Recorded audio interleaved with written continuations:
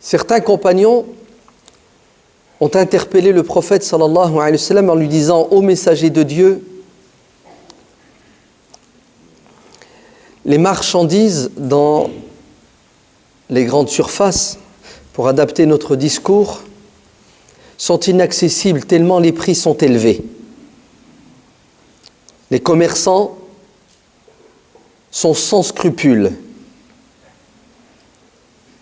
Alors, les compagnons ont souhaité, de la part du prophète qui est le chef de l'État, de promulguer une loi pour fixer les prix.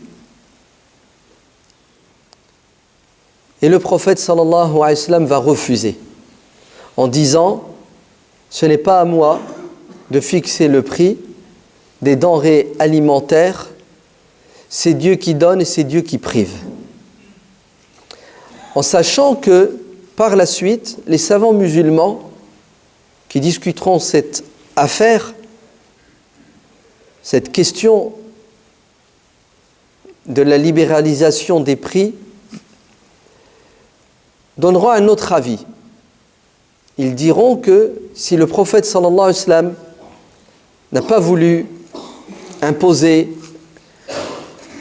un taux, c'est parce que l'augmentation à son époque était naturelle des denrées alimentaires. Alors, il est du devoir du responsable de limiter les prix de certaines denrées alimentaires lorsque l'explosion des prix est le fruit d'une stratégie des commerçants qui abusent et profitent. Dans un autre hadith, le prophète sallallahu alayhi wa sallam, avec ses compagnons, s'arrête devant une déchetterie.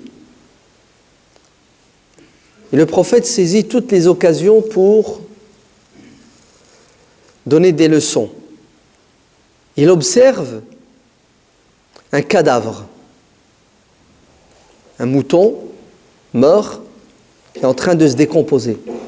Le prophète interpelle ses compagnons et leur dit « Vous êtes prêts à donner combien pour avoir ce mouton ?»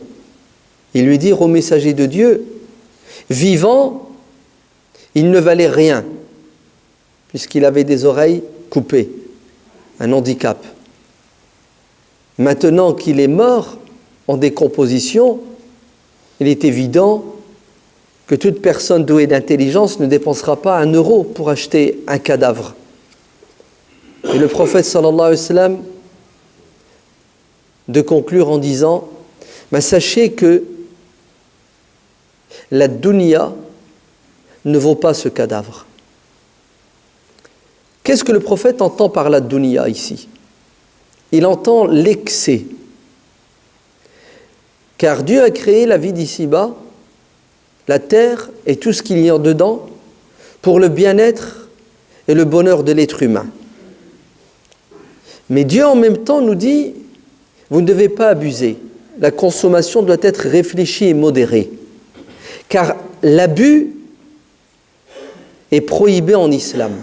Kulu washrabu wa la tusrifu. Buvez, mangez et ne dépassez pas les limites, n'exagérez pas. Allez, buvez et mangez ce qui est halal, mais même le halal, il faut le doser. Pourquoi?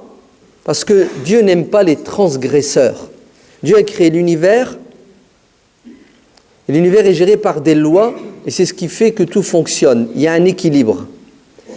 Sachez que l'être humain, s'il veut vivre équilibré, il doit respecter des lois. Et parmi les lois qu'il doit respecter, c'est qu'il ne doit pas tomber dans l'excès, l'exagération. Il ne doit pas tomber dans ce qu'on appelle le matérialisme. Croire que plus il possède, plus il sera heureux. Le vrai bonheur, c'est d'abord le bonheur de l'esprit, de l'âme. Le prophète sallallahu alayhi wa sallam dit « Laysa al-ghina » La richesse ne se résume pas au fait de posséder à profusion. La richesse est avant tout celle de l'âme, c'est-à-dire la capacité qu'a l'être humain de se contenter de ce qui est nécessaire et de développer en lui ce qui est fondamental. Ainsi, on est en fin d'année, le mois de décembre, le mois des fêtes de fin d'année, c'est ça? Et en vérité, les êtres humains ne font pas la fête, mais on leur fait la fête. L'être humain croit qu'en fin d'année, il jouit, il fait la fête. Non. Les fêtes de fin d'année sont l'expression visible d'une stratégie commerciale. Les fêtes de fin d'année sont l'expression d'une philosophie matérialiste. Le but, c'est de vous faire croire que plus vous aurez, plus vous serez heureux. Donc,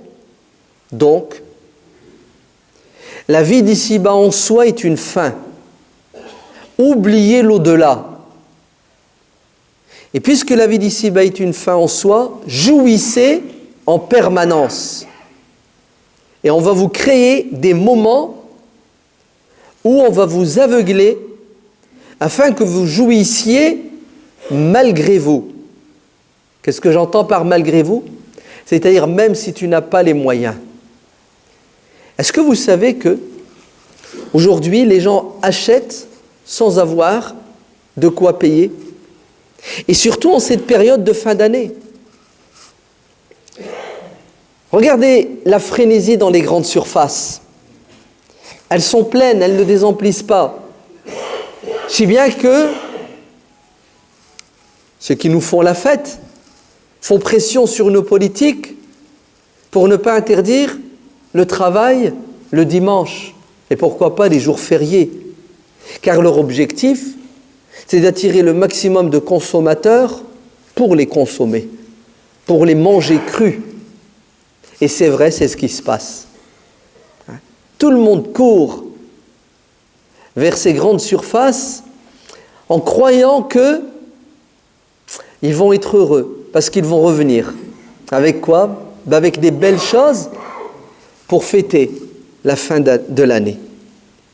Vous allez me dire, ouais, mais nous, on est musulmans. Nous, les musulmans, on ne fête pas Noël. La Saint-Sylvestre, ce n'est pas pour nous. Vous vous trompez. Ça, c'est vrai pour nos parents, effectivement. Nos parents n'ont jamais fêté Noël, ni le 31 décembre. Mais nous, la jeunesse française musulmane, nous avons été acculturés. Et oui, on a été assimilés dans le domaine économique. Et effectivement, allez voir, par curiosité, ce qui se passe dans les grandes surfaces. Et vous verrez qu'il n'y a pas de distinction entre un musulman et un non-musulman. Une fois, je disais ça il n'y a pas longtemps, et une femme m'a dit, c'est vrai, même moi, je suis tombé dans le piège. J'y vais parce qu'il y a une belle ambiance, il y a du monde. Eh oui, nos femmes aiment bien traîner dans les grandes surfaces, peut-être pour se détendre, c'est ça? Peut-être pour le plaisir de l'œil, mais aussi pour le plaisir de l'achat. Acheter quelque chose de nouveau, quelque chose de particulier. Que dis-je, nos femmes, nos hommes, nos jeunes hommes, on s'est tous fait avoir et on continue à se faire avoir en beauté par notre société dont la religion est le business, le fric, l'argent. Comment gagner de l'argent aux dépens des citoyens? La preuve, même si tu n'as pas de fric, achète et tu paieras en 3 fois, en différé. Mieux, fais un découvert, je vous autorise un découvert. De combien? 500 €. Bien entendu, le découvert n'est pas gratuit, moyennant des agios. Est-ce que vous vous rendez compte? Aujourd'hui, de manière inconsciente, les musulmans dépensent de l'argent qu'ils n'ont pas. Et quand ils dépensent moyennant les découverts, ce qui implique automatiquement des agios, c'est-à-dire des intérêts bancaires. Ce qui veut dire qu'on achète non pas ce qui est vital, le pain, l'eau, vous entendez ce qui est vital, hein? Et quand c'est vital, le haram devient halal. On achète ce qui est secondaire, ce qui est futile, ce qui est inutile, en utilisant de l'argent haram. Allez, haram sur haram, qu'est-ce que ça doit donner comme résultat au niveau spirituel? La totale. Alors Allah barik fikum. Dieu dit dans la sourate Taha, et c'est clair, net et précis, ne jetez pas votre regard. Fermez les yeux sur les artifices. C'est vrai que c'est beau, c'est attirant, mais Dieu nous dit, baissez votre regard. Ne regardez pas toutes ces belles choses, parce que vous allez être attiré par le chant des sirènes. Et vous allez tomber dans la surconsommation. La surconsommation qui va mener au déséquilibre psychologique, parce que vous allez croire que le bonheur est dans le fait de posséder, le bonheur est dans le fait de faire comme tout le monde. Et vous devenez des moutons de panurge qu'on sacrifie sur l'autel. De quoi? Des dividendes partagés en fin d'année entre quelques centaines de personnes qui sont multimillionnaires, et tout ça vous appauvrissant de plus en plus. Non, Dieu nous a donné la solution. Baissez votre regard. N'allez pas vers le diable, ne le chatouillez pas. Pourquoi est-ce que vous rapprochez du feu? Il brûle. Vous voulez un conseil? Ne mettez pas les pieds. D'ici le 31, dans les grandes surfaces, parce que c'est dur de résister. Des psychologues, des neuropsychiatres qui ont étudié notre cerveau nous ont préparé des centaines et des milliers de pièges dans les grandes surfaces. Et oui, les couleurs, le bruit, la musique, l'emplacement des produits, tout est calculé pour que tu achètes malgré toi ce dont tu n'as pas besoin. Et ça marche. Et les musulmans sont devenus des consommateurs irréfléchis qui achètent le halal et le haram. Et ça ne les dérange pas. Ils se sont intégrés. Alors Dieu dit dans la sourate Taha, baissez vos regards. Ne regardez pas plus qu'il ne faut. Vous voulez faire les courses? Faites la liste avant de sortir et partez avec l'intention d'acheter ce dont vous avez besoin et non pas d'acheter ce que l'autre veut bien vous vendre pour s'enrichir encore plus. Pourquoi est-ce qu'on achète des produits que des gens fabriquent, non pas parce qu'ils sont bons et utiles pour nous, mais parce que uniquement ça va leur permettre de se faire encore plus de bénéfices? Non. Écoutez bien. Le prophète sallallahu alayhi wa sallam, quand il nous dit que ce cadavre ne vaut pas la peine de dépenser pour lui 1 euro, ne gaspillez pas votre argent dans ce qui ne va pas vous rendre heureux. Deuxièmement, si seulement le prophète sallallahu alayhi wa sallam était parmi nous aujourd'hui pour fixer les prix et interdire des produits. Il faudrait que nos responsables politiques fassent des lois pour interdire le découvert. Parce que le banquier ne vous aime pas en vous disant « vas-y, achète même si tu n'as pas ». Mais malheureusement, je crois qu'ils sont tous de mèche. Ils mangent tous au même râtelier. Et on veut nous faire croire que c'est une question, c'est l'économie, pour que l'économie aille bien. Mais ce n'est pas vrai. On s'appauvrit de plus en plus. Notre pouvoir d'achat diminue. Mais par contre, les millionnaires augmentent. Et ils deviennent même milliardaires. Non, non, non, non. Écoutez bien. On est avant tout des musulmans. On va, alhamdulillah, bi'idhnillah, vivre le bonheur sur terre. Mais le bonheur, il est dans l'équilibre, dans l'intelligence. Il n'est pas dans la surconsommation. Et le bonheur, il est avant tout dans les relations saines, basées sur le respect et l'amour entre nous. Et surtout à l'intérieur. Si vous voulez faire la fête, restez chez vous, avec vos femmes et vos enfants. Et soyez source de bonheur, vous, en tant qu'être humain. Et ne croyez pas que Vous allez plaire à vos femmes et à vos enfants en remplissant des caddies. Ça, c'est éphémère, ça ne dure pas. Vrai bonheur, c'est de les aimer avec votre cœur et non pas avec votre porte-monnaie.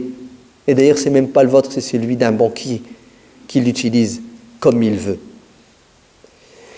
Ceci étant dit, vous n'avez pas remarqué que sans arrêt, on vous appelle à donner, parce qu'il y a des gens qui ont faim réellement. On vous appelle sans arrêt à donner, par exemple pour le centre scolaire, l'école Eva de Vitré. Et certains ont du mal à lâcher. Je vois parfois les frères, à la fin de Jumu'ah, après la collecte, quand ils comptent l'argent, parfois c'est 600 €, 1000 €, alors qu'on est peut-être 2000 à faire le Jumu'ah en ce moment. Pourquoi ? Si chacun donnait 1 €, ça ferait 2000 €. Si chacun donnait 2 €, chaque Jumu'ah, ça ferait 4000 €. Vous avez vu le problème où il est ? Le problème, c'est qu'on va aller à Auchan, à Carrefour, on va dépenser 50 € dans ce qui n'est pas nécessaire, ce qui n'est pas utile, ce qui n'est pas fondamental, ce qui n'est pas urgent, voire ce qui est dangereux pour notre santé, sans restriction. Ouais, vous vous rendez compte, hein ? Et quand il s'agira de donner 2 € pour notre place au paradis, non, pour l'avenir de nos enfants, pour l'avenir de nos petits-enfants, l'avenir intellectuel, l'avenir spirituel, l'avenir moral, il y a un blocage. On a du mal. Vous avez remarqué comment on s'est fait piéger à voir par notre société ? C'est pour ça que le Coran nous dit, baisse ton regard, mettez des œillères, n'allez pas dans ces endroits-là où on va vous racketter. À la mosquée, on ne raquette pas à la mosquée. Vous savez qu'est-ce qu'on fait à la mosquée ? On vous dit, achetez votre place au paradis. À la mosquée, vous savez ce qu'on vous dit ? On vous dit, protégez-vous des rapaces qui veulent vous prendre, non pas votre argent, ils le font déjà, mais qui veulent vous prendre vos enfants. Et ils vous prennent vos enfants. Et on perd nos enfants. Et si les musulmans ne se réveillent pas, dans 20 ans, 30 ans, c'est fini. On n'aura que de la carcasse. L'intérieur, ça sera vide. Tu t'appelleras Mohammed et Fatima, mais tu n'auras de musulmans que Mohammed et Fatima, alors que l'islam, ce n'est pas un nom et un prénom. L'islam, c'est une manière d'être, de penser, de croire et d'agir. Mais ce n'est pas gratuit pour être un bon musulman. Ça nécessite quoi ? Un djihad contre son nafs, savoir se retenir et ne pas dépenser n'importe comment, n'importe quand. Et ça nécessite un djihad contre son nafs pour dépenser intelligemment, pour pouvoir préserver ses enfants et l'humanité tout entière. Donc, Allah yabarak fikoum, n'oubliez pas Eva de Vitré. On voudrait bien qu'Eva de Vitré fasse la fête en ce mois de décembre, en récoltant ce dont Eva de Vitré a besoin pour faire tourner l'école pour le mois de janvier, février et autres. Deuxièmement, juste après la prière, Allah yabarak fikoum, on va accomplir la prière mortuaire sur un de nos frères qui est décédé. Donc, après Salat al-Jumu'ah, Salat ala al-Mayyit, prions pour lui parce qu'on ne sait pas à qui c'est le tour. ربنا آتنا في الدنيا حسنة وفي الآخرة حسنة وقنا عذاب النار سبحان ربك رب العزة عما يصفون وسلام على المرسلين والحمد لله رب العالمين